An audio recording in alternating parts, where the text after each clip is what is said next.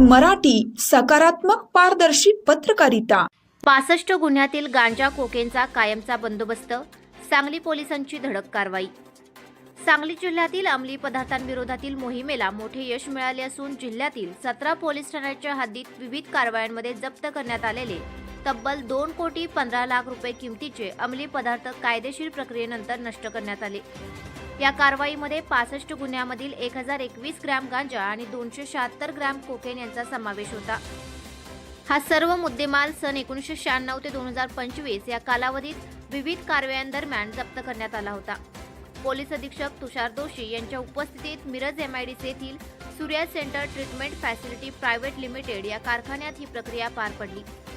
स्थानिक गुन्हे अन्वेषण शाखेने न्यायालयात आवश्यक पाठपुरावा करून तसेच दहशतवाद विरोधी पथक आणि CID सह संबंधित यंत्रणांची परवानगी घेतल्यानंतर ही संपूर्ण कायदेशीर प्रक्रिया पूर्ण करण्यात आली। अंमली पदार्थ नष्ट करण्यासाठी पोलीस अधीक्षकांच्या अध्यक्षतेखाली विशेष समिती स्थापन करण्यात आली होती।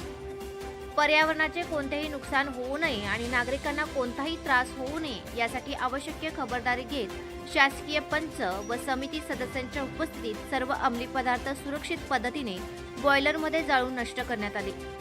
जिल्ह्यात अंमली पदार्थांच्या अवैध व्यापारावर कठोर कारवाई सुरूच राहणार असल्याचा संदेश या कारवाईतून सांगली पोलिसांनी दिला आहे।